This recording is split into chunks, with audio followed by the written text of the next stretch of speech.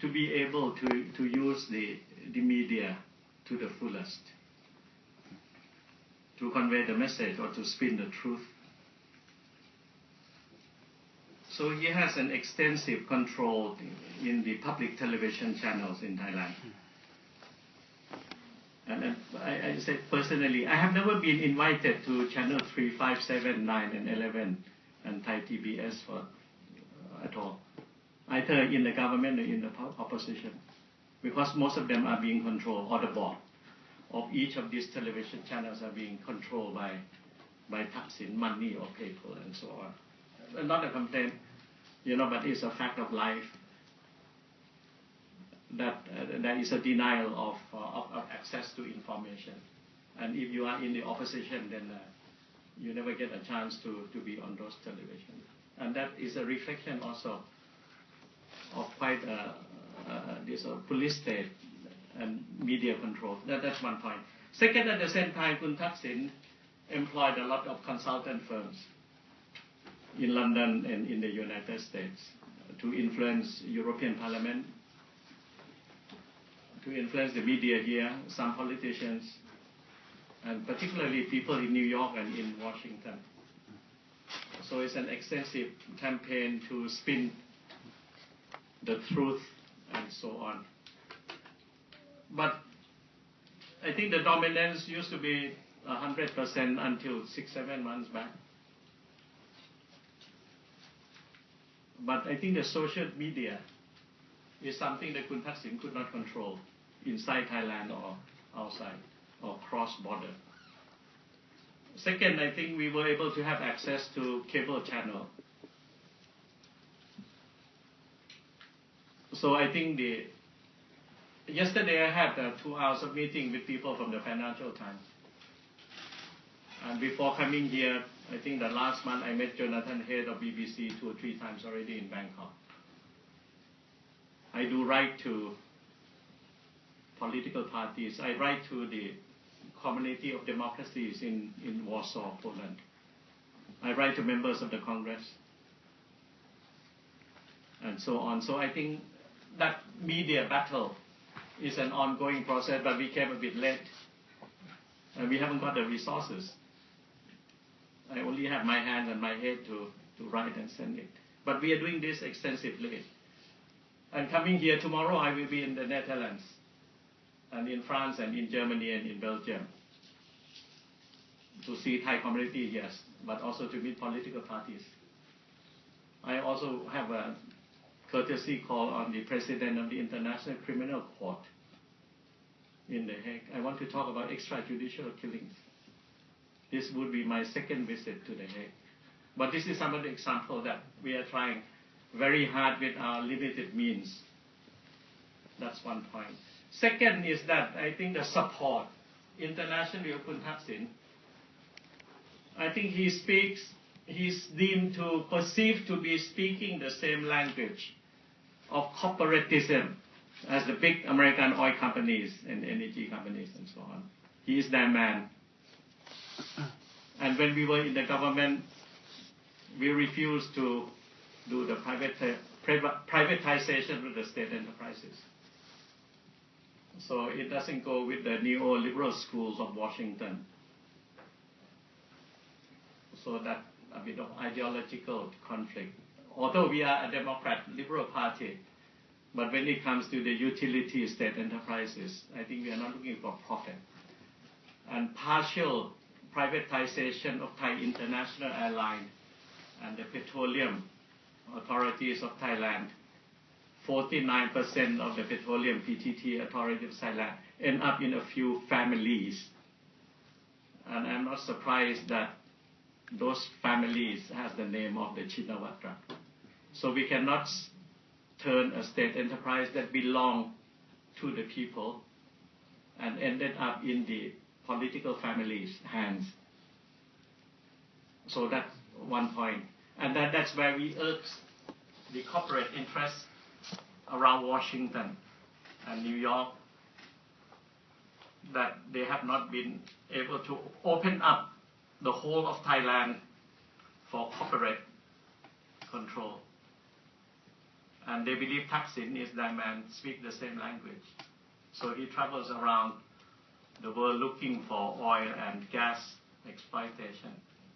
I don't know on behalf of whom, but I'm not surprised if it's on behalf of the corporate bodies in Europe and in North America in particular.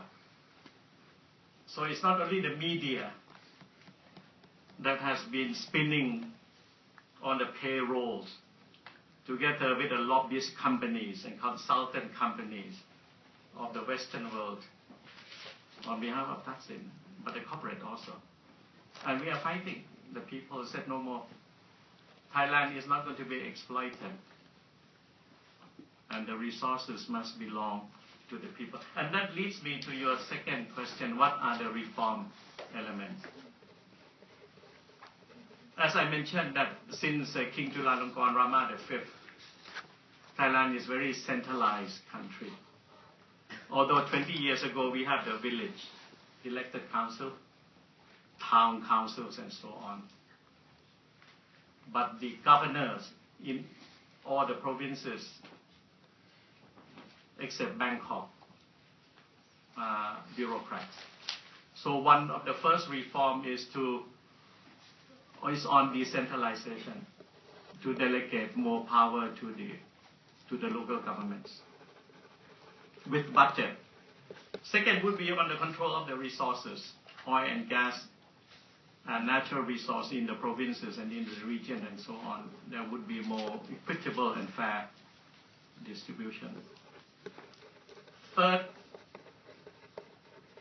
there should not be the arms of ministries in the provinces. I don't think there is a need for Office of the Ministry of Culture to be in Phuket province, because the cultural activities could be delegated to Phuket province. This is an example. So we have to cut down the presence of the centralized ministries in the provinces and empower the people and the localities to do more of the work, either the local government, the NGOs, or the professional groups, and so on. So the restructuring of the administrative regime of Thailand on decentralization and empowerment would be one of the key areas. Second, to reform the judicial branch, particularly the police department, which is like a military entity.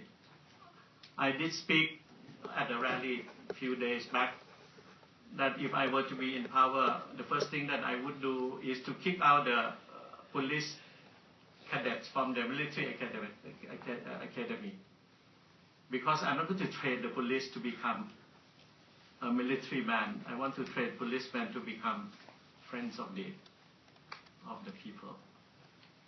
And I think the local police should come under the authority of the local government and not at the centralized police chief in Bangkok. So on the judicial side of it, the legal process and so on. And corruption cases, I think the main proposal is that to have no terms limit. If you cheat the country, then your chances of facing the court would go on until you die. So there is no statute of limitation in that sense.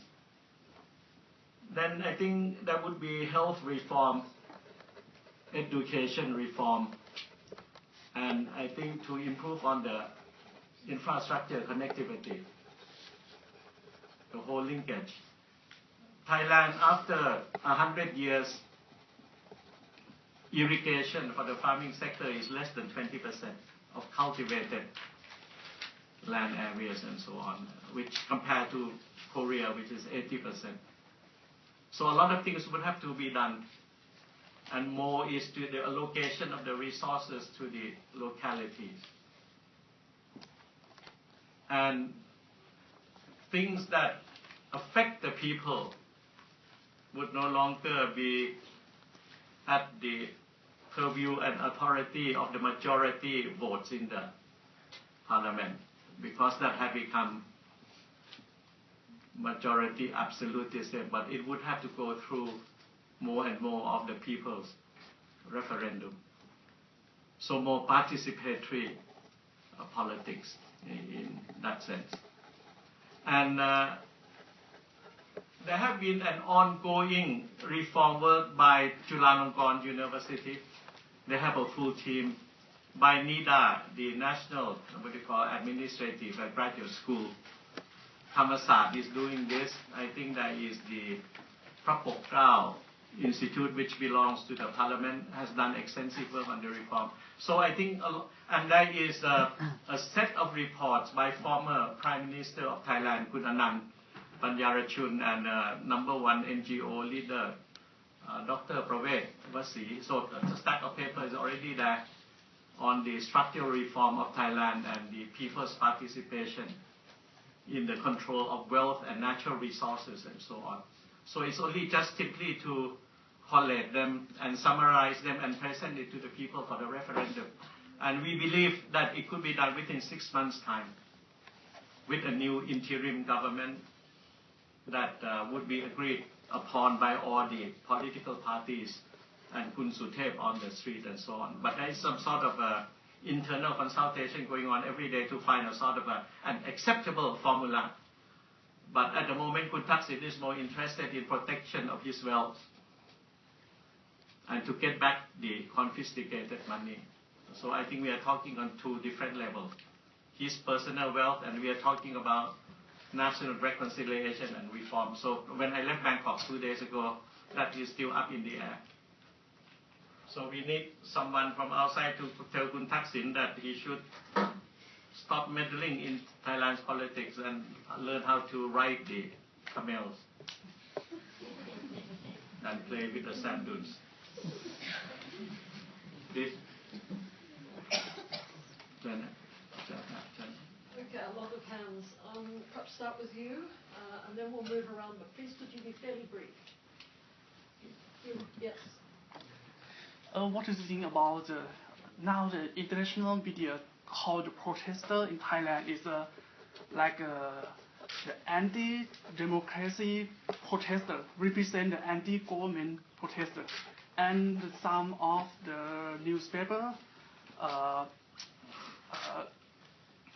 said your party, the Democracy Party, now is anti-democracy system and try to cooperate with the army to destroy the democracy system in Thailand. Do you believe it?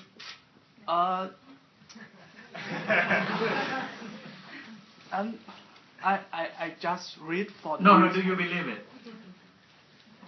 What is your gut feeling? I am a law student.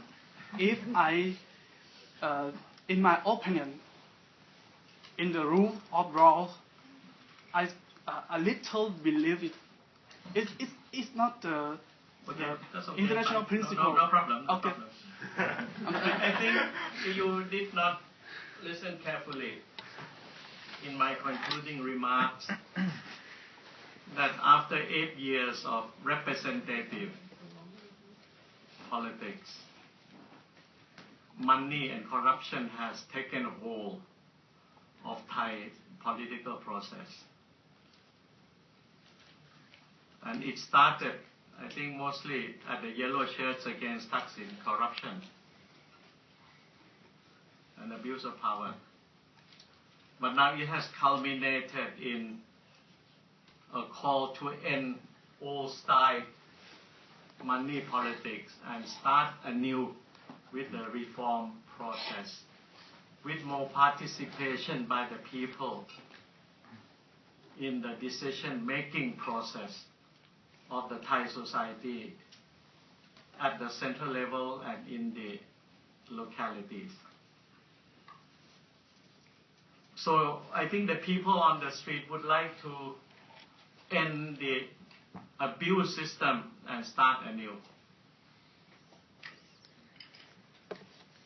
And with her calling for that end of a system and to start anew as an expression on the street, is it undemocratic?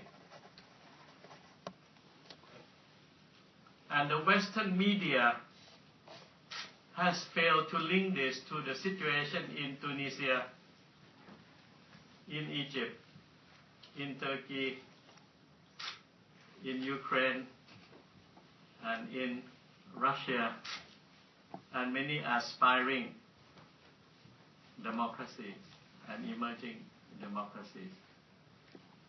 Why did Foreign Secretary, State Secretary Kerry has the audacity to meet with the Ukrainian opposition leaders in Berlin for the fact that they have come out to protest on the FTA agreement with EU? It's not a matter of life and death, but it answered the interest of the United States to undermine the bloody Russian, for them to end the dominance of Ukraine and bring Ukraine under the auspices of the EU and the Western world. So it's a direct interference. I don't say that the president of Ukraine is a nice person, but I think the United States and the European Union have been undermining the democratization process of Ukraine. But at the same time, when the Thai people come out to ask for a change of regime that has been abusive, then we were, or the people of Thailand were being labeled as undemocratic. But we want to make it more democratic. That's why we wanted the reform. Because the system that has been ruling Thailand for the past 40, 50 years has not worked. Otherwise, we keep on having protests and military coup d'etat. Second, on the Democrat side, we told Kun Yingluck and Kun Thaksin that the election on the 2nd of February would not solve the problem but would make more conflicts. It's like the horses and the cart. To put the election first is like putting the cart before the horse. We said let's examine the ills of the political life of Thailand, and let's examine the behavior of the Yingluck government first, and let's agree and work on the reform and postpone the election. So we are only asking for the postponement, and we are willing to work with everyone, including the red shirts, to do the reform process of Thailand, to ensure that the democratic institution and life would be workable from now on. And then we were rejected. And it has proven that the people did not participate in the vote. The last elections, the Pheu Thai won 15 million. This time they got about 7. So there's a reflection that the insistence on the election doesn't solve the problem. And the voice of the people have said that we do not like you and we would like to change the system. And now we are at an impasse, looking for the way out. And we have said this to everyone, that we are willing to sit down and work on the reform and have the elections within 6 months' time. But we cannot go on into the elections and then we end up in the same parliamentary system where majoritarianism rules the day. I was on the list to speak in parliament so many times, number 6, number 7. By the time it comes to number 5, the majoritarianism in the parliament closed the debate and did the vote. And that is not democracy, because we, the voice of the minority, never had a chance to tell the people through the parliament what we thought. We have been cut off so many times for the past 2.5 years.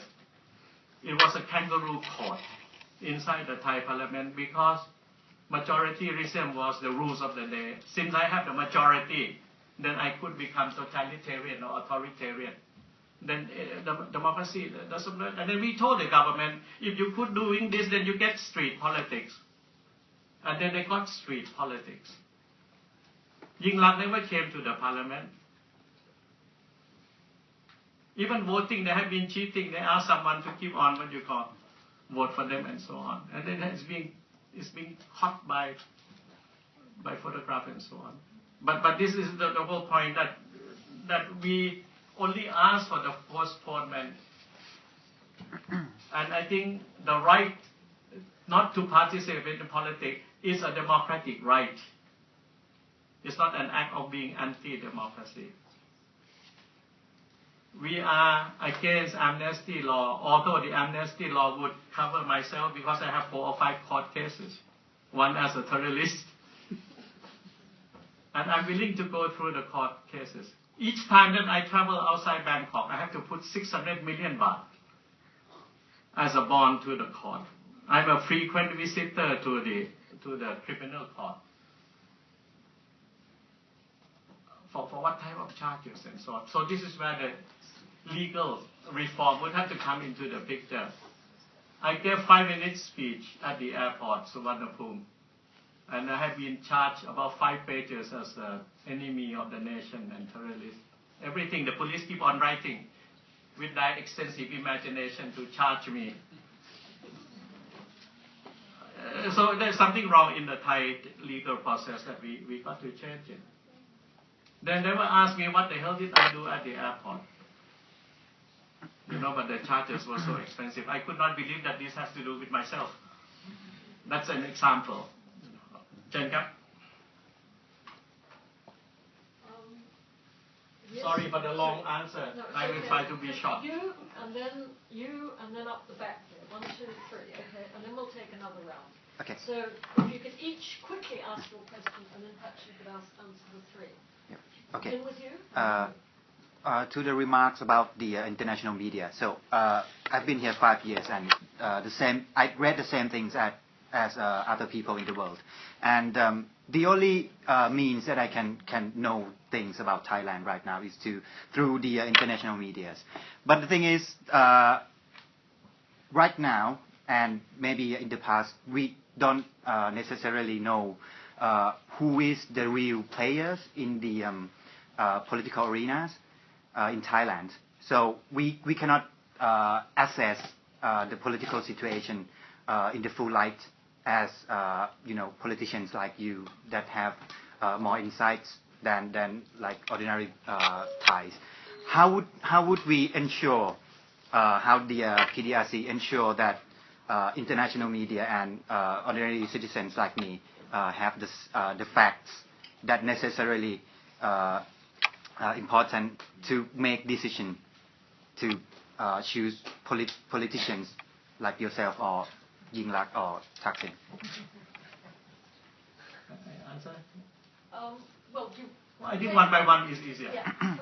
You think one by one? Yeah, I think it's easier. I wrote many articles. Only Al Jazeera published my articles.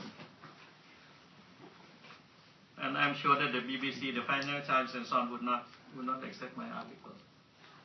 And quite a few of my colleagues in the Democrat Party wrote to the Wall Street and so on. Could you say explicitly why those medias wouldn't you have publish? To ask them.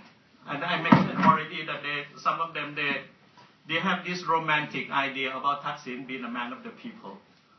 So care for the poor. That's one point. Second, they don't like us because some of them are socialist, left. So they don't like the Democrat Party because we are deemed to be conservative. But you said that you are... So I'm making the judgment why they don't. And third, they are on the payroll of Thaksin. So being socialist, being romantic, and being on the payroll, a combination of the 3. But you said that you are a liberal Democrat for Thailand. They perceive me otherwise. How come I am a member of the Liberal International here based in London? Do you think BBC receive the money directly from Thaksin or I don't know, but why the hell they keep on saying half of the truth all the time? For example, on the violence in Bangkok, it's only at one place. But the way the BBC and CNN were going about, as if that the whole Bangkok is on fire.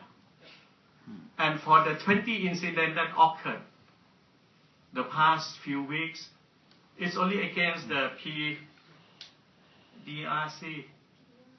And none, even when you're caught on the CCTV, the police has not been able So it's being done, supported, instigated, and carried out by the government side, by the police side. That is the truth. So that's why I asked, because the PDRC itself has many elements to it.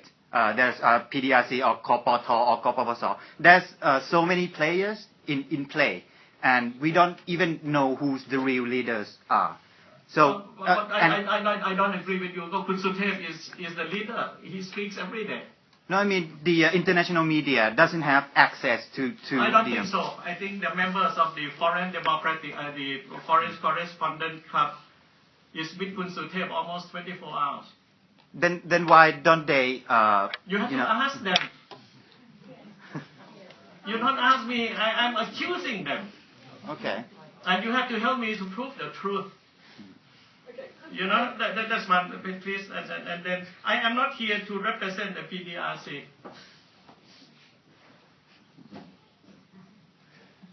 Well, thank you very much for your insightful talk. My question concerns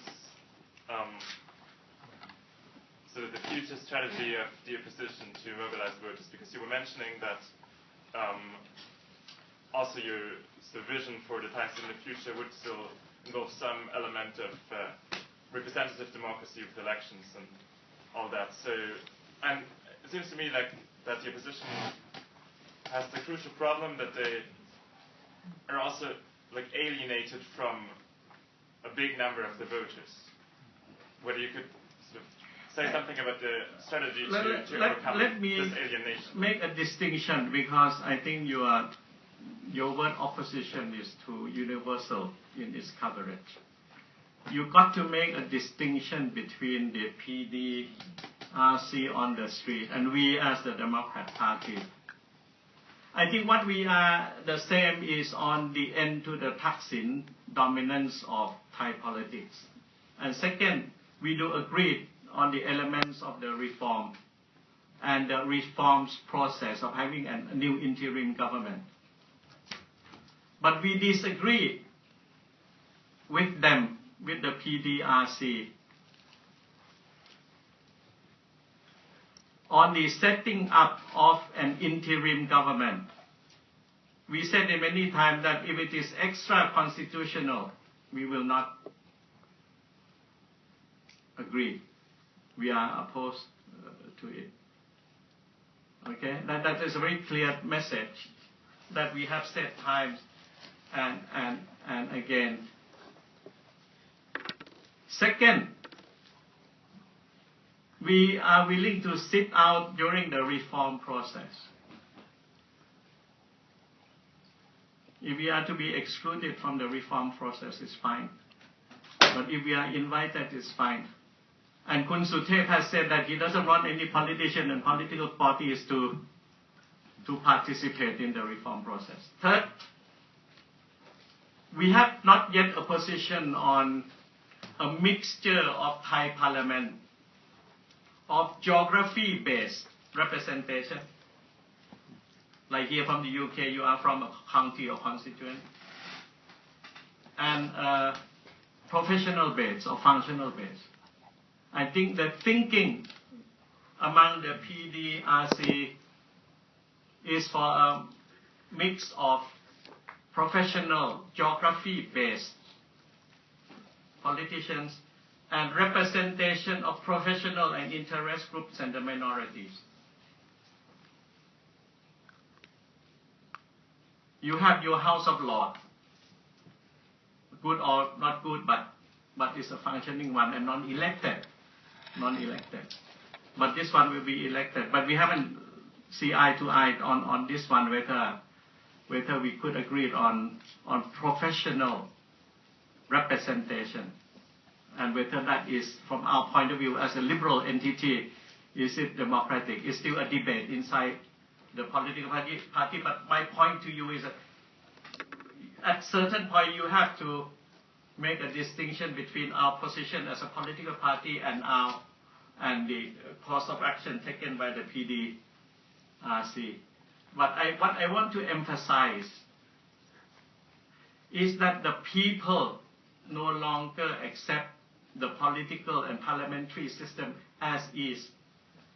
And if anyone do not understand that, then I think there is no point of conversation, because it is like a revolution in the making.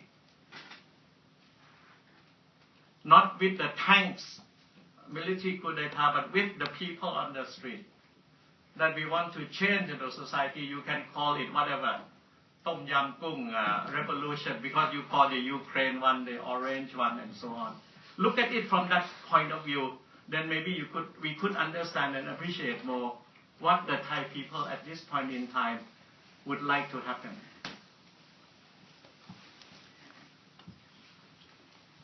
No, thank you. I have complained to the BBC about some of the topic coverage is not balanced, it's not accurate.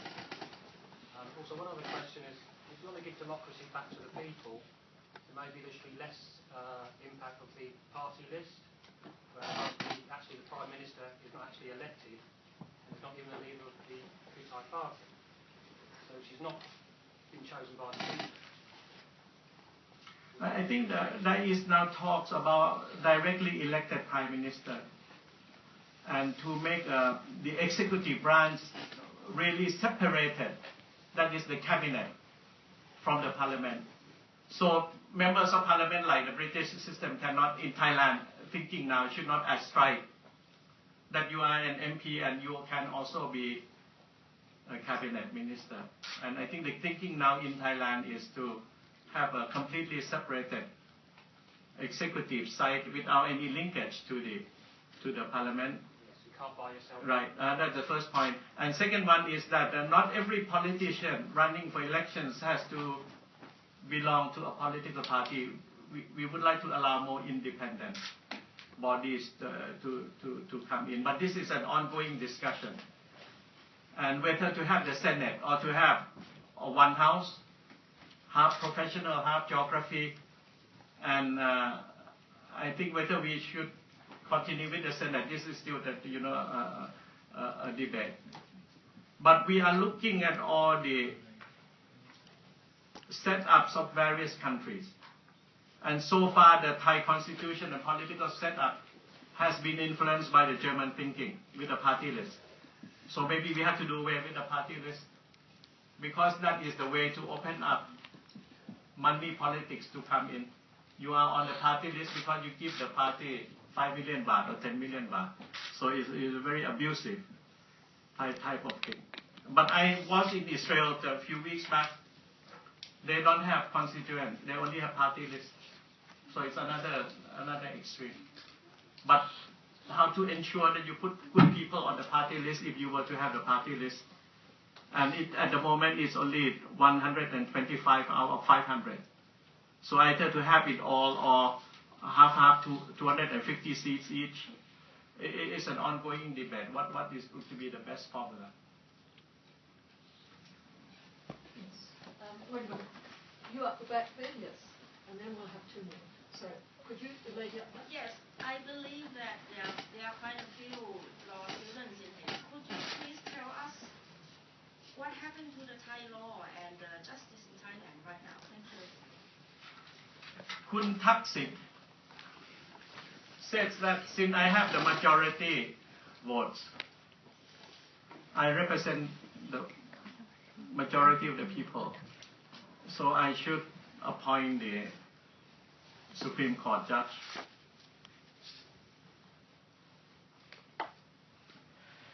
And I should control the Speaker of the Parliament.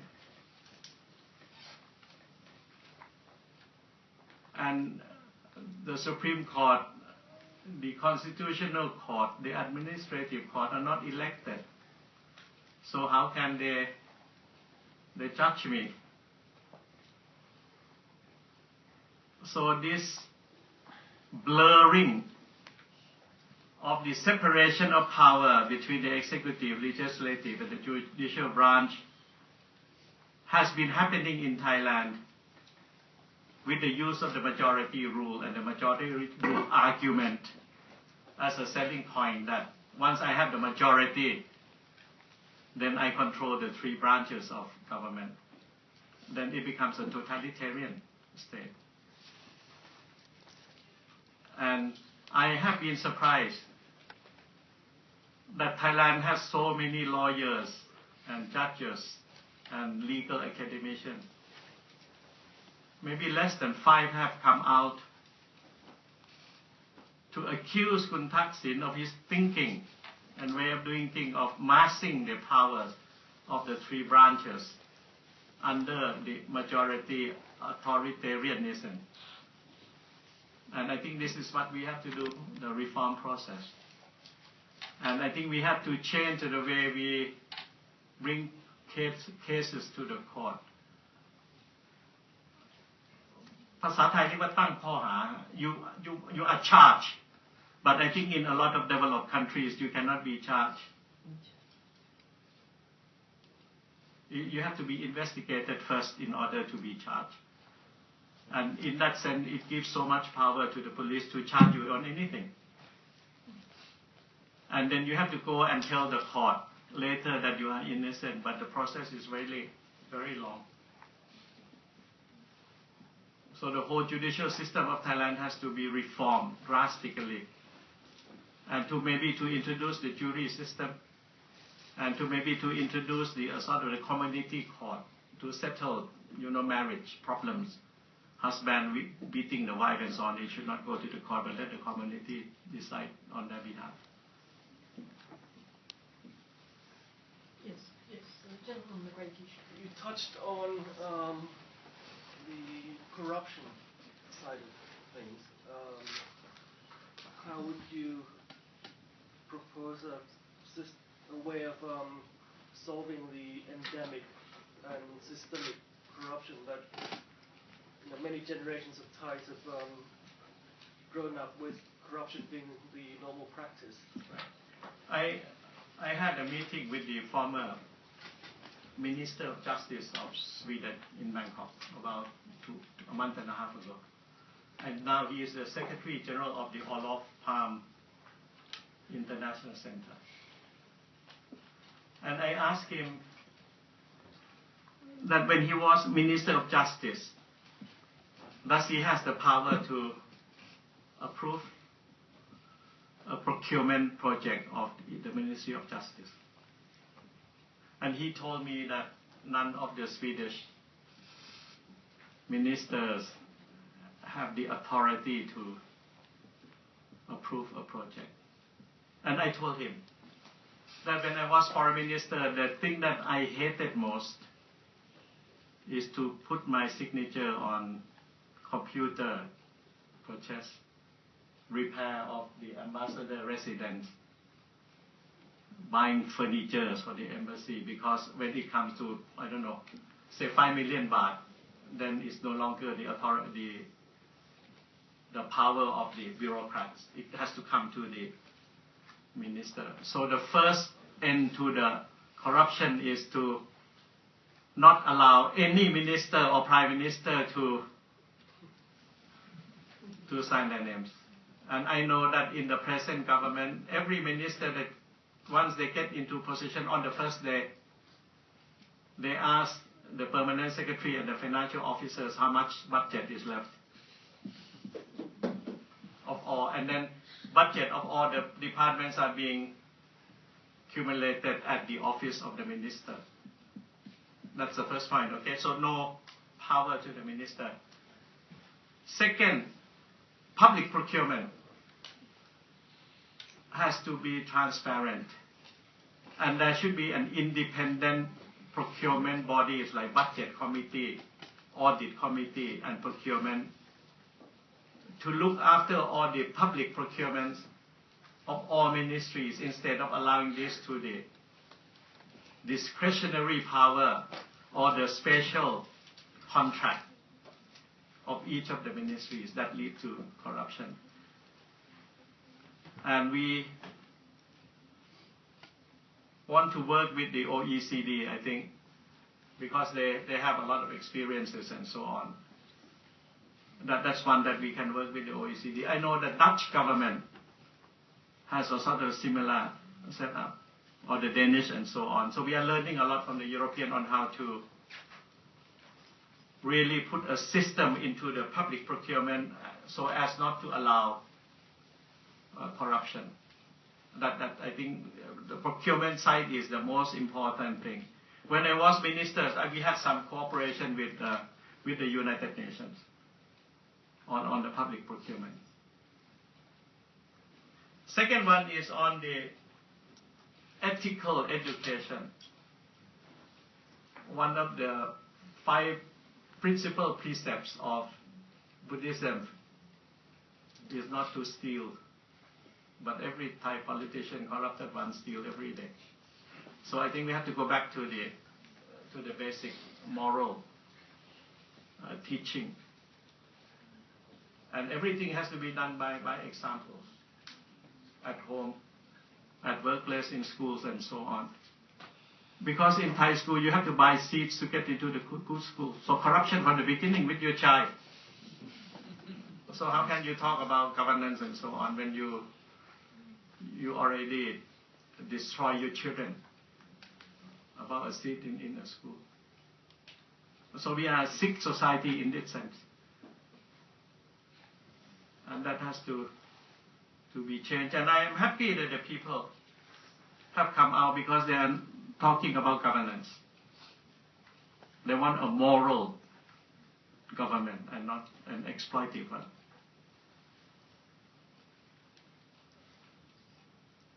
I am the only former ambassadors and minister that live in a small townhouse. When I said this to people, no one believed me.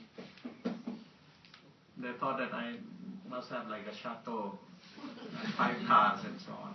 It depends on your value, judgment, on what do you want to do in life and what type of life you want. And we have been too much of the consumer society and wealth-oriented. So un-Buddhist and un-Thai in terms of moderation. We're very surprised. So everyone is looking to achieve something, to gain something, to enrich themselves in a very endless manner. I was advisor to Kun Thaksin. I advised him 2 points. One, to set up the trust fund for his businesses. Second, to set up a foundation to do philanthropic work. And I said, I volunteer to be your director for the foundation.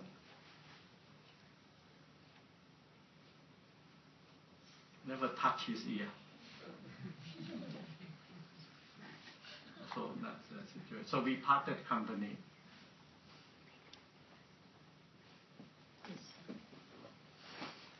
You mentioned about like the reform and then you expound on how you would do it. But like there were attempts on reforming even in the Democrats Party governance where Kun Thaksin set up some sort of reform committee, but then it was unsuccessful. I mean, it's easy to say, but it's really difficult to do so because like since we abolished the monarchy system, there were never stability in our political system in the past 80 years, even pre-Thaksin's era. I do agree with everything you said about the rise pledging scheme, which I do write articles about, and the tablet per child. That's a very disastrous populist policies. But then you said you disagree with the PDRC standpoint in the unelected People's Committee.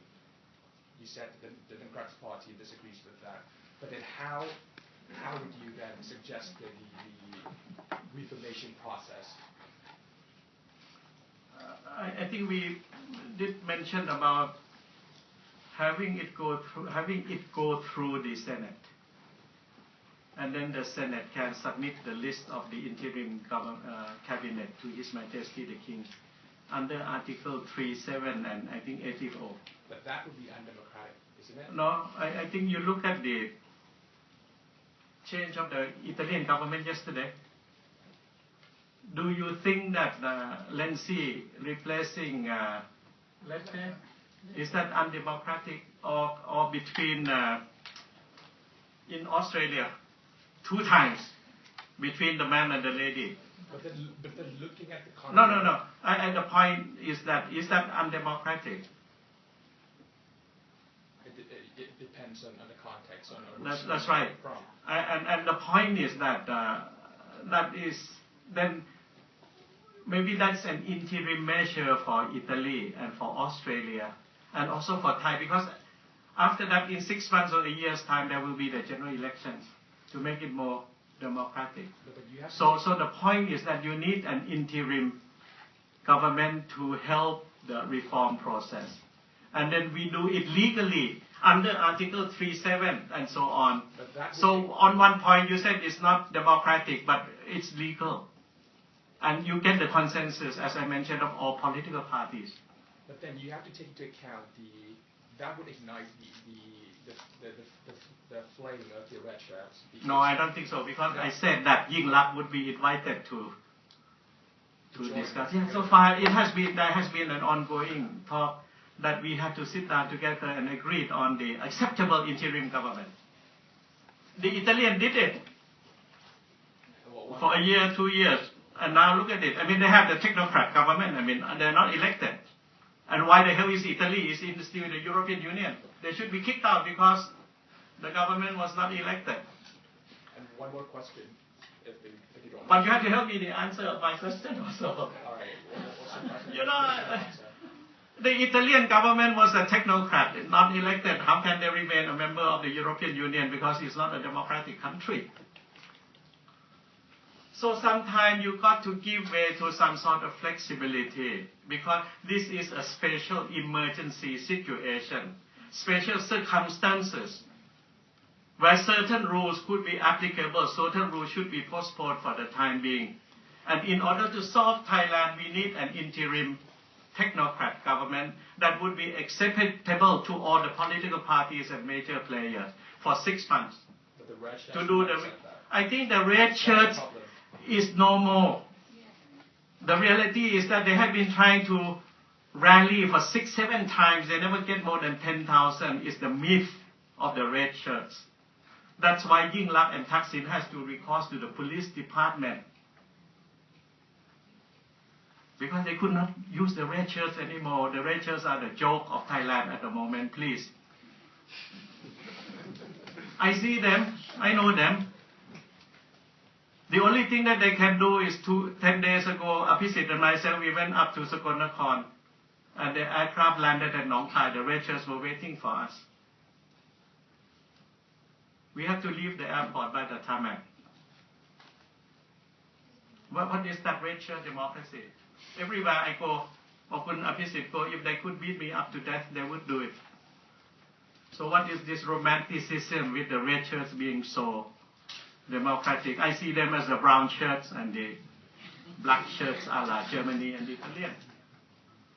I know every one of them. I know their ringleaders, fascists. Yes, the back. Okay. What do you think is the main reason that the Democrat Party hasn't won the election for like several years? When we were defeated, we never complained about the defeat on how we were cheated. We accepted the result. So you think? No. When we came into the government, the red shirts burned Bangkok. So that's, you have to be aware of that. In the course of the year 2009, 10, and 11. But how you came into power was not via the general election. Then you answer, then how did the Italian change the government or the Australian? Because it was a special circumstance. And it is legal because it was voted inside the parliament. There were candidates. Kun Aphisit lost three times, 2 times to Kun Samat and Kun Somchai. The third time he won against the police Pracha. So you said that those 3 things, when they won, you said is democratic. And then when they lost it, when we won, then it's not democratic. Then what is your logic? We did not win any election. No, but it was, that is the Thai way of electing the Prime Minister. We are not electing the Prime Minister directly. It has to be voted in the Parliament. That is by the rules of the game. No, listen, because you were not elected, okay. No, but Aphisit was elected. Aphisit was elected as an MP But to become prime minister, he has to contest in the parliament. He lost 2 times and won 1 time. But it's a fact that you did not win the election, so. But the rules allowed it to be done. Wait, so you're saying that the voices of the general people do not matter? Is that But correct? later we called the elections and then we lost. I mean, Mr. But there are rules What rules? that the prime minister would have to be elected in the parliament. Okay, listen. I'm not listening. You have to listen to me. I've been listening to you for 1 hour or so already. Sorry, you have to endure. Were the rules, the Constitution of 206, 207, military inspired? Yeah, it was by The Constitution Court, Uh, military nominees. and who won the elections under that constitution? Second, the constitution was approved at a referendum. Because people were scared. No. Yeah, people said, okay, we wanted that constitution. I don't know. The people is scared of what? No. Is it democratic that the election commission appoints the next military leaders in September?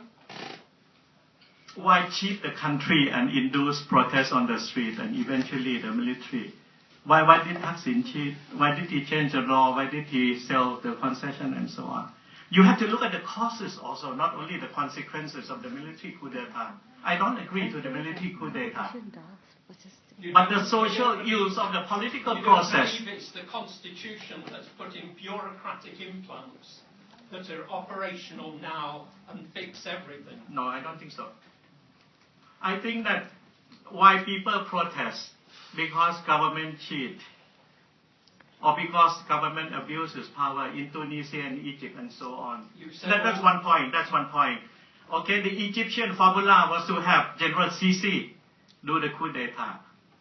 And we did this in the year 2006. And now the people don't want any more military coup d'etat. Okay, so I think things are improving in Thailand. Oh, I agree. Okay, then but I cannot go back and change history. But the point is that with the majority rule of Thaksin, and then he abused the power and cheated the country. When we won elections, by the way. So you keep on winning elections and then you keep on cheating the country. In communism still have election. What? In communism still have election. Right? Don't talk about election. So do you really think that the PDRC has a right to form that Sabha Prachashan? You never listen to me. I said that whatever they do, it has to be under the constitution.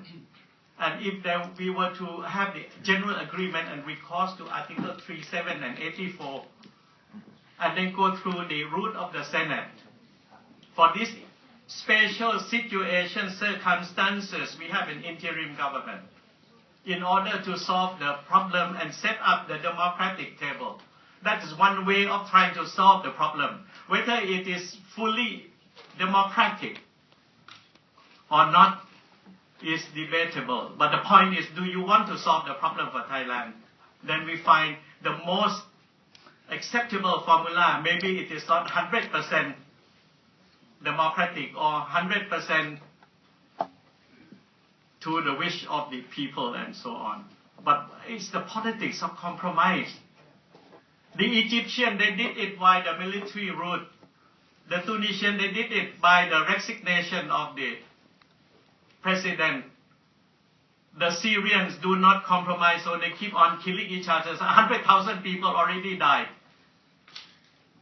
And 2 million internal displacement and 2 million refugees in Lebanon and in Jordan and in Turkey. I've been to Lebanon a few months ago. I was in Jordan a few months ago.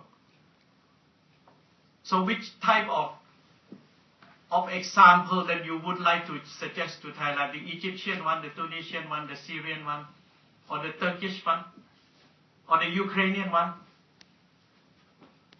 And all of these formulas are all wrong according to you. Fine, then we keep on killing each other.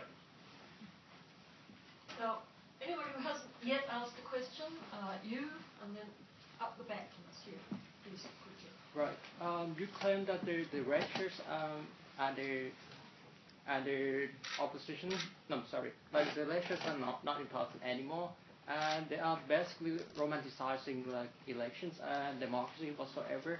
But isn't it you yourself romanticizing what's going on in Thailand right now, like liberation and things like that? Like, I never said the red shirts are romanticizing themselves. I'm answering the question that why some of the Western media are not happy with the PDRC or with the Democrat Party.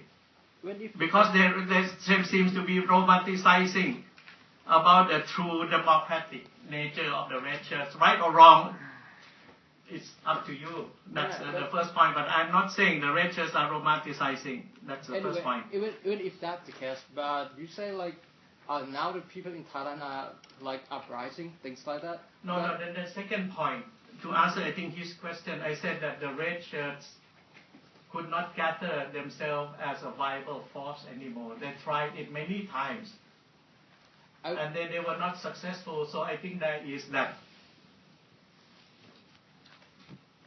my main question is not about the red shirt. It's about you romanticizing the liberation or whatsoever you call it. What do I romanticize? Like you said, like now, like people. No, I'm analyzing. I'm not romanticizing. I'm so sorry. I am not a romantic. I do like women, but I'm not a romantic. I am making an analysis of the Thai political development from my point of view. I would say like even if that was the case, but like even if the opposition leader like the Kun Suthep is himself far from clean person, like a corrupt person, how can you say like he gonna lead this like change in Thailand? I couldn't see that kind of thing happen. I think for his things, if they were to be true, it's according to his karma as a Buddhist. I am not here to judge and I do not know the truth. Whether the allegation that he takes money from people. Then in that sense, I think Thaksin is much more overt in that sense. Okay, that's the first point. Second, people believe in Kun Suthep at the moment because he resigned from the Democrat Party. Second, he said that I will not go back to politics. But I'm here with the people in order to bring down the Thaksin regime and start Thailand anew. And the people believed him. And if you don't believe him, it's too bad. I'm so sorry for you. But I would like you, if you could come to Thailand and then walk with me on the streets. And go to the rallies with me, observe behind the scene, behind the stage, talk to the people.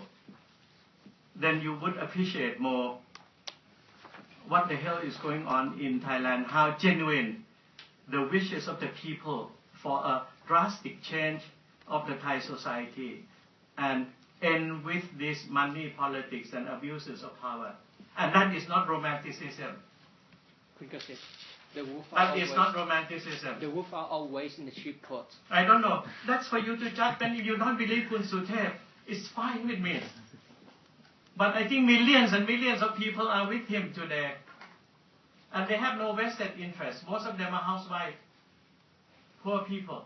How can you know that? I don't know, but I'm with them every day. I'm so sorry, dear. I've talked with them on the street. They're not all rich. Not rich people. They're simple housewives, simple people from farms. There's one more question from a lady who hasn't spoken yet. Yes. Should be lady first from the beginning. Thank you. You've spoken very eloquently about the wishes of the people, talking about your supporters, the protesters. And you talked about how you apparently oppose majority rule, and you would like to have more referendums as a way to run policy in the country. But in a way, hasn't the most recent election been a kind of referendum in which the turnout was lower than in the previous election, but actually millions still turned out to support Yingluck? And in fact, the protesters still represent a small minority group who it's hard to say how it's hard to say how many people they actually represent. When in fact we have this evidence from an election that they are probably in a minority position. So I'm wondering, how do you ascribe this title of the people, Muan Maha Pachachon, to this relatively small group of protesters? On the first one, I do not dislike majority rule.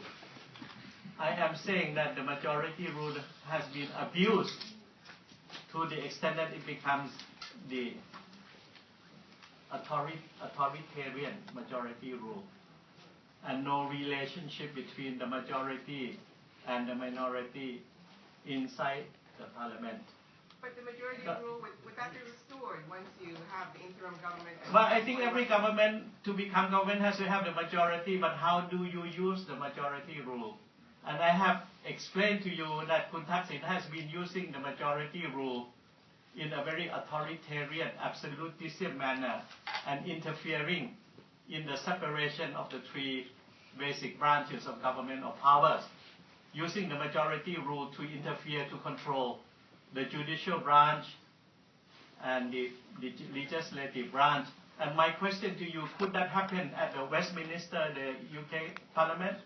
That Cameron suddenly said that I have the majority, therefore I control the three branches of the government. This is the difference between I think the checks and balances between the two. So Kun Thaksin with the majority rule has abused the check and balances principle. But it's not illegal.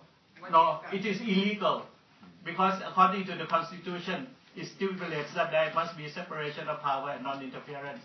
And Kun Thaksin has been using the argument of spinning the argument of the majority rule to have the complete control of the three branches. So in that sense, then there is no democracy.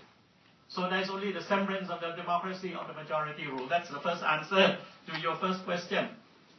And on the voting result, I think the no vote and non-participation is bigger than those who went to the poll to vote. And those that went to the poll to vote, a lot of them were being coerced by the local village man and the provincial governor. Huh? But there's no evidence for this. You have to come to Thailand,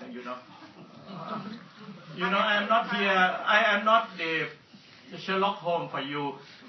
But I'm making the political analysis and the political reality for you. You believe or not you believe, I think that's, But if it's your allegation, my point, evidence that this has happened. That's why I said that you have to talk to the ordinary Thai people that on the election days, their identity card ID were being taken over by the village headman to ensure that they go to the polling booth and get 500 baht, and then they will be returned with their ID. Second, the government side or the Pheu Thai party bought sets of election commissions in various provinces.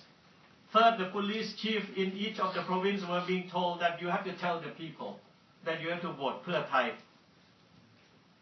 And these are things that happen every day.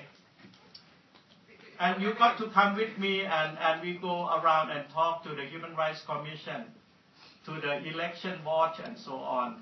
They have sent representatives to the last election. Yeah, but that's why all of these stories are coming out and evidences are coming out. I haven't got with me here at the moment.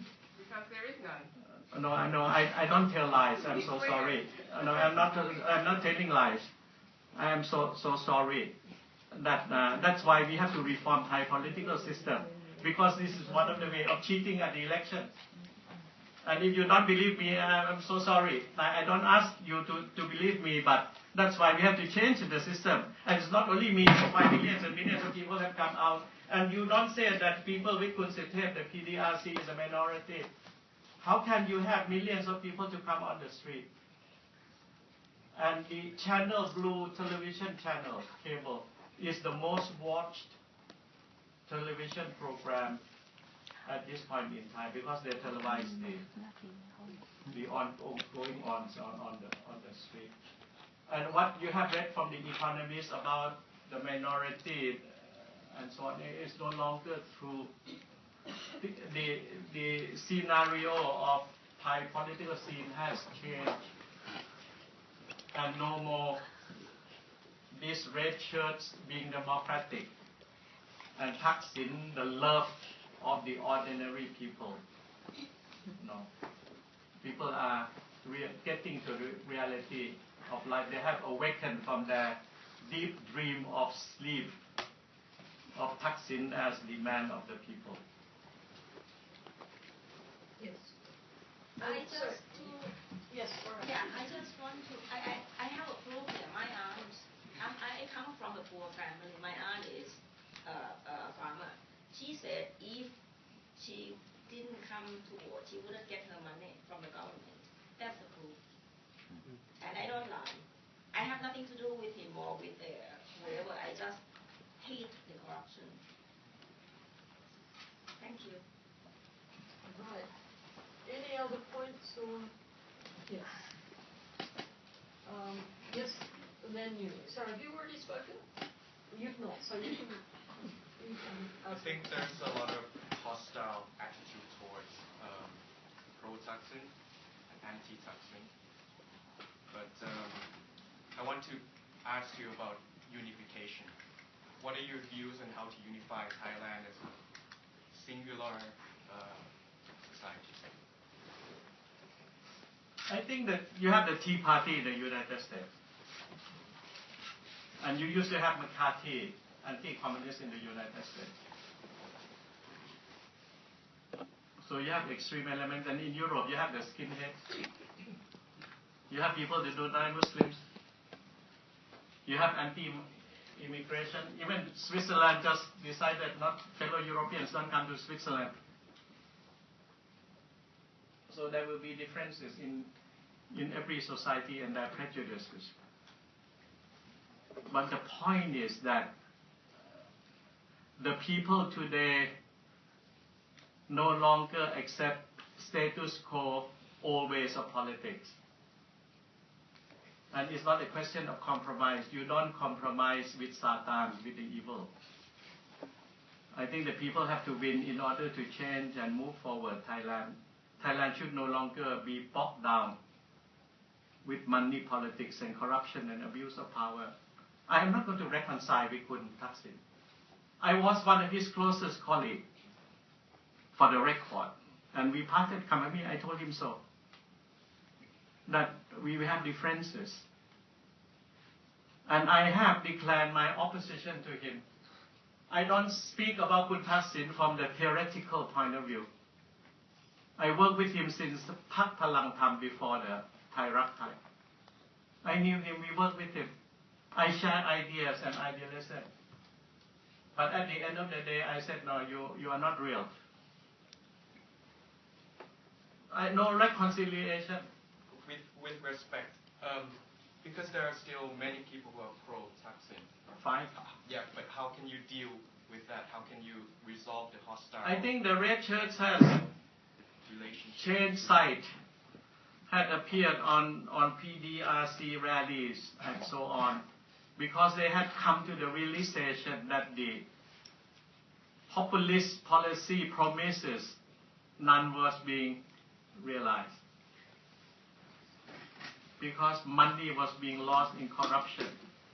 And there is not enough budget to cater to the populist policy because we have a limited amount of budget. But the projects under the populist policies is twice or three times the budget and so on. And you cannot allow that to happen. You cannot allow the Labour Party or the Liberal Democrats or the Conservative or the Independents here in the United Kingdom to come and promise the moon and the star to the people with a populist policy. Look at Venezuela, man of the people, 52% inflation. One of the biggest oil producing countries in the world, now poor as hell. So elected also with a majority, very popular indeed. But it doesn't give Chavez and the like of him the blank check to exploit and to abuse every fabric of his society. And this is what we are telling Thaksin, that no more of you. And we have to fight to the death if that needs to be, because you cannot allow this type of political regime to ever occur again in the Thai kingdom. And I say this in full awareness of my faculties of myself But a bit of emotion, yes, because I see this as a fight between good and evil to a certain extent, that we cannot allow abusive politics to abuse Thailand anymore. And I parted company from Thaksin. If I did not know him, I did not work with him, would be another matter. And I'm thinking from a romantic and theoretical point of view, but we have been involved as colleagues. And if you don't believe what I said, fine with me. I tell you a story, interesting to hear. I would like to add to your point that in our society is being deeply divided because part of it is because of the information. Now we're looking at the same picture, but you can see a different picture because of the information that is being twisted by the government. You know, they got a microphone. When we say on the stage, who got a microphone? People hear them. So I think after we are reformed, and then we can get more control of the media. So the right information, the truth in the information, reach to the both sides of people, and I think that can be, our country can be reunited.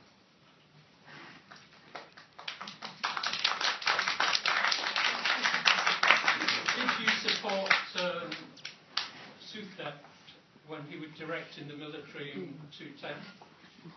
I was in the cabinet. You went on the cabinet? I was in the cabinet, and then there were many discussions in the cabinet. And the use of force was withheld to the last day because they took over Rajapasong Square and Lumpini Park for months. 92 killed. Yeah, no, but one at a time. And we have, and then they were fully armed. There were incendiaries, there were hand bombs, and machine guns and so on. And then during that month period, we were successful in taking the children and the women out, and was able to disperse and send people home at Rajapasong. But at the Lumpini Park, it was a military camp of the men in black. And then they started to shoot people. Okay, that's the first point. Second, when you said 91 deaths, it's not on that day of the operation. 91 deaths. There were many deaths occurring at a different location, at a different time, and different causes and circumstances. But to put that 91 on the day of the 17th to the 19th of May would be historically wrong. You can put us No. And the point is that the task of the police is to ascertain that among the 91, how many policemen, how many soldiers, how many ordinary bystanders, how many antagonists, the soldiers and the armed black men. Okay, that's the first point. Second, everyone is being assisted by the Ministry of Justice on the legal process. We find lawyers for them. Third, the compensation for the loss of life and for the injuries were already being paid. Fourth, both Kun Suthep and Kun Apisit have been going to the court on the account of these 91 deaths, so that the truth will be told to the court and has been told to the court. So everything is under the judicial process. He's not attending court. Who? Suthep. No, only because of the political situation. He only asked for the postponement. He did not fly to Dubai and be with Thaksin. Is there any truth?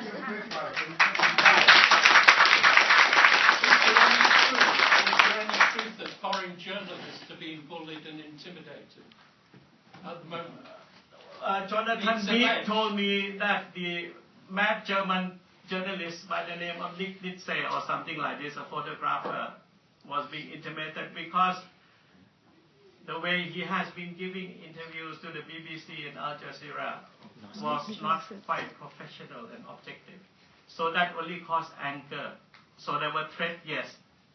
But I don't think anything harm would be done to him. And so far, every foreigner in Thailand, inclusive of foreign journalists, have been heavily well treated in Thailand all the time. So only one not so stable German photographer. I know him. I think time for just one more question. Okay, I just want to add. I just want to add something regarding the media coverage over here. I have written to quite a few, including the longer, please? Media coverage. Okay. I will repeat the question. Okay, I was yes, regarding the media coverage over here. I have written to the BBC and including some other newspapers regarding what they were saying in the paper. I found that they reported very similar sentences and all of that, and also biased. And only one newspaper wrote back to me saying that, sorry, you did not agree with us because we have researched the news very thoroughly. And I asked, where did you get the news from? They said, from Thai Rat newspaper. And everybody knows in Thailand that Thai Rat represents, Thai Rat works for the Thai government. So whatever they are saying here, you have to put into context. You have to understand where they get the news from before you say anything. And I have been in Thailand last month, and if you do not believe about the sheet in Thailand, then please go in the street and talk to the people. I was there, I talked to the people, and I understand what they were saying and why they came out to fight. Because I just give you one example. One family, there were 12 of them in the family, and the whole village, the head of the village told the people that they have to vote for Pheu Thai, and those who did not vote for them would get punished. And her family, there were 12 of them, when the whole family, the whole village voted, there were 12 who did not vote for Pheu Thai, and the whole village came hunting for them, and they could not live in that village. And I talked to them. So if you do not believe, please go to Thailand, talk to the people in the street, and then you will understand more. And do not believe the media, everything that the media say. Thank you. Thank you. But thank you very much for your example. I'm sure there's lots of anecdotes that are similar to this, but I just wanted to point out, Pheu Thai did not invent vote bribing. It's something that's going on for a very long time. And when they won with a 15 million, we got 15 million votes at the previous election to this one, but there was no question that they had a huge support versus other parties that could not solely be attributed to vote buying. And the fact that many people still turned out, even under these very distressful conditions. No, I don't think so. It's very stressful. It's very important. Not distressful. Well, not distressful in the Northeast and the North, but in other parts. I mean, but you're correct. 89% of election polling stations were open. How you know that is the real world? Because you're not there. How you know? 89%. How you know? Because I live in Thailand. My brother there, or my family there, they know the head of village being paid by Yingluck and Thaksin. That's the real. And you don't know nothing because they keep. Why the family Thaksin Chinawat got to take their family to take in power? Because of this. Their power, they're more crazy. They're more vile people. That's why people keep begging with them to get the money. They got more power. You don't know the real world, my dear. You want to Thailand to see the people in here after they take the thing, they take the sweet, and after that they treat them like shit. Yes, I'm okay. My time is all right. I'm okay. He's been quite patient. Yes. Thank you very much, sir. I am interested in the reform that you have said, and I do believe that. I'm sorry, can you? Yes, you will. I will repeat. Have to speak up a bit. Right. I do believe that the reform that is the protester at the moment is his request right now is going to be for the benefit of the country. But I was wonder that why it must be at this moment, and it is not during the period under the ex-prime minister, Mr. Abhisit, or even during the time that Mr. Suthep is in the cabinet. Because I think that is the time, is the golden opportunity, and is the best time for doing the reform. Because Thank you. Thank you. Okay. You did not pay attention. When we were in the government, we commissioned Dr. Kanit Natnakorn to do the national reconciliation down south, and also to do the investigation of the happenings in the year 10 and 11. That's the first one. Second, we have commissioned former Prime Minister Anand Panyarachun, and through him to Dr. Pravet Vasi to come out with findings and recommendations on Thailand reform. Third, we commissioned, I think Dr. Kanit also, to do the constitutional reform, and then they came out with 6 recommendations. 2 were being voted in the parliament by the Pheu Thai and by the Democrat Party. One is on the changing of the numbers of MPs per constituent from 3 to 1 to make it more democratic. And second is to adjust the number of the party list from 8 per 10 regions of the country to 125 out of 500 seats in the parliament. The other 4 were not being agreed by the other political parties. So to say that we did not do anything about Thailand's reform would not have been true. At the same time, we also sped up the work of the legal reform of Thailand. So we have done many things, but against what background? Against the continuous red shirts protest, threat, harassment, and burning of Bangkok, and armed black shirts shooting at people.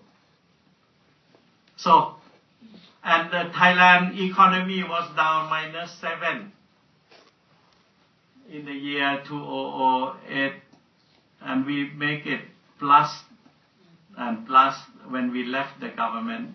Plenty of money available for Yingluck. We were able to hold the elections, and the passing of government from Abhisit to Yingluck was one of the smoothest in the world. Never a word of complaint how we lost. And never up the casino politics of minimum wage of 300. We could have said 500 in order to win the bloody election.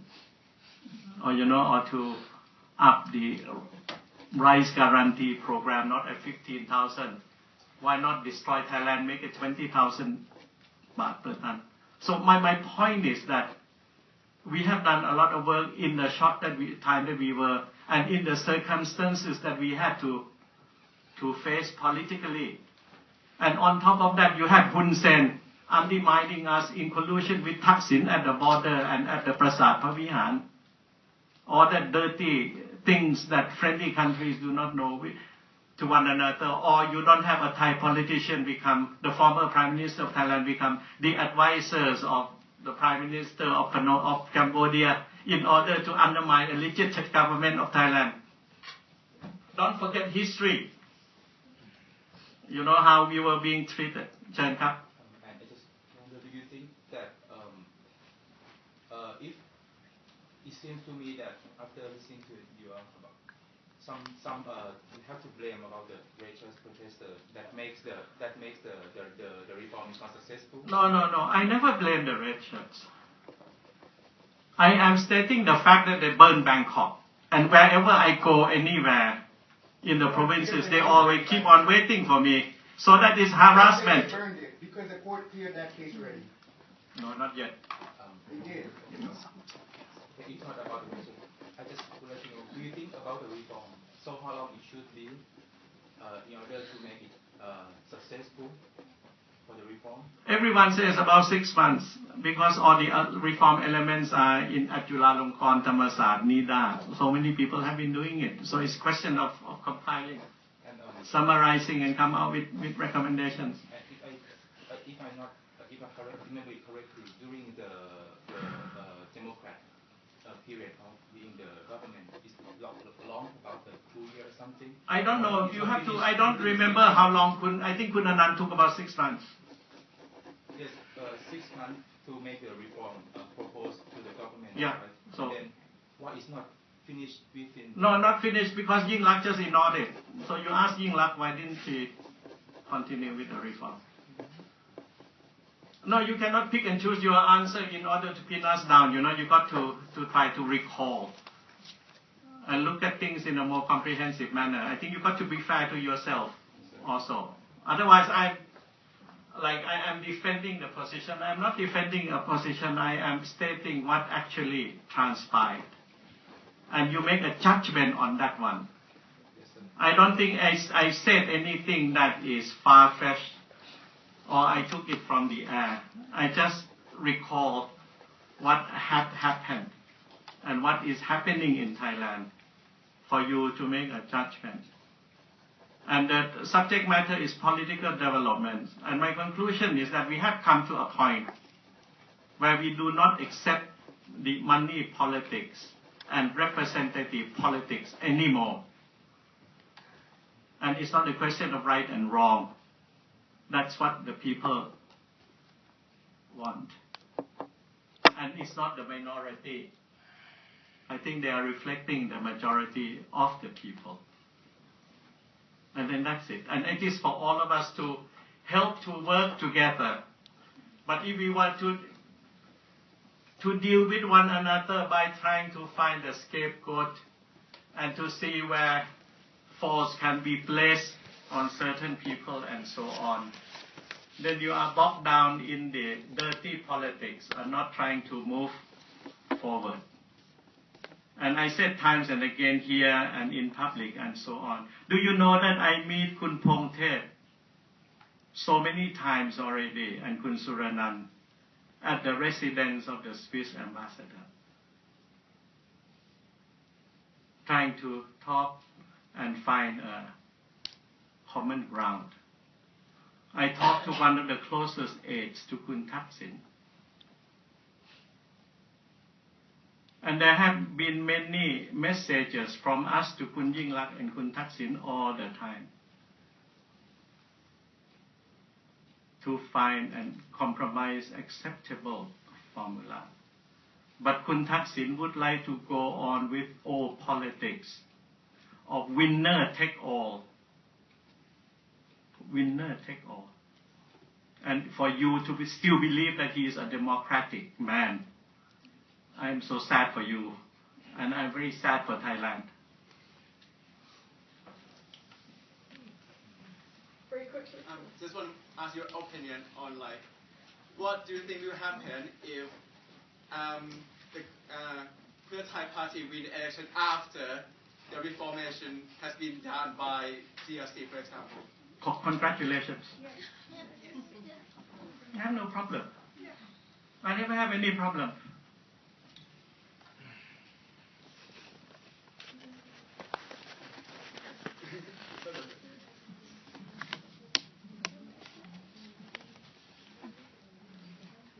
Last question, sir. You decide? Oh no, sorry. For me. Sorry.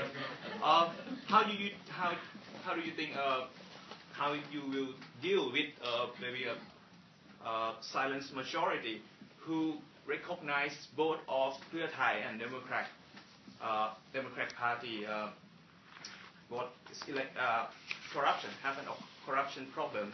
They know both of them by the vote.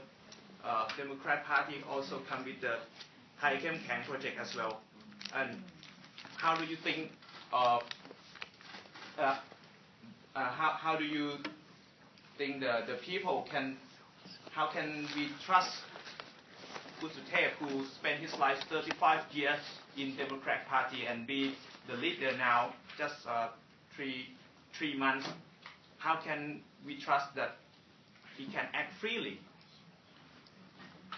And do you believe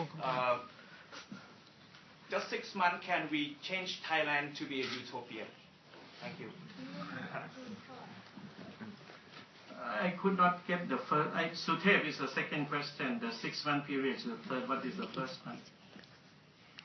Sorry. What is the first question? First question. How do you deal with the majority, silent majority? Okay. Sorry. I don't think your notion of silent majority is any valid anymore. Is valid anymore. And as everyone, I think many of the ladies here have said that the silent majority have already come out. Do you think they are the one part of the 20 million votes? I don't know about the votes, but I am saying that the fact that on the 9th of December we have 1 million people coming out and millions of people watching the Blue Sky channel, and continuous contribution by ordinary people. I think it's a reflection in a way of the general wish of the people to reform. And how could you have doctors and nurses and labor unions and entertainment, movie stars and so on? Everyone has come out onto the stage in the open, in defiance of the regime, the authority that being. I think the appearance of these peoples on the stage is across the board of the Thai society. So I don't think the word silent majority is any more valid. They are not the silent, they are the vocal majority at this point in time. That's the first question. Second, I know Kun Sutev for 40 years.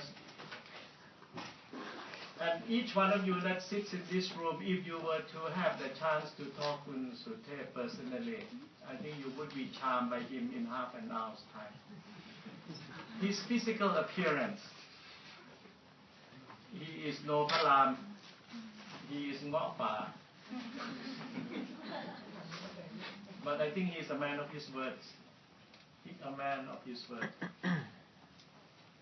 And whatever negative things you might have about him,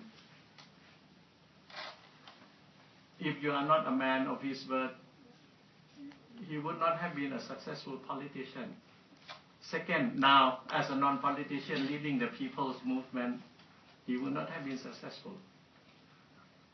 And I think the point is not... I said many times to my European friends that when they questioned me why I appeared on the yellow shirt podium, and I said, Joschka Fischer of the Green Party of Germany before he became the Deputy Prime Minister and Foreign Minister of Germany, he was moving machine guns on the street of Frankfurt as a revolutionary, as a political activist. So once upon a time you were a radical. But now you play by the rules of the game. Moments it was a revolutionary thing, you do it. Once that is over, then you get into the conventional politics. And if you don't like it, you come out again and protest. And don't have doubt about Kun Sutev, because he's being subjected and under scrutiny of the whole Thai people and by the international community. And the fact that he said that I have no vested interest in the future political positions of Thailand, it says something. And second, on the first day of the rally, for each state you need 500,000 baht to set up the stage and the electrical equipment and so on. And if you don't sell your shrimp farm and your land and your house in order to have the money to start first, then you could not be the leader, because everything costs money. And you have to walk and talk. And I think Kun Suthep did that. On the third point, I did not say that the reform must be completed in 6 months. I said the reform process, to put things on paper, should be completed in 6 months, because we are not going to start out of nothing, because there have been so many studies and reports. Kun Anand, Dr. Pravet, Dr. Bawon Sak at the Jom Tao Institute, Nida, Chulalongkorn, Thammasat, Langsit University, everyone has, I think, stack of papers for proposals and so on. So it's a question of putting them in order and present it to the public for further debates and discussions and referendum. And we are very intelligent people. We can do things in a very short time. We don't have to write a long thesis for SOAS. Well, perhaps on that note, we should draw things to a close. You've spoken for well over 2 hours. I think you left everybody with a lot to think about. Thank you very much.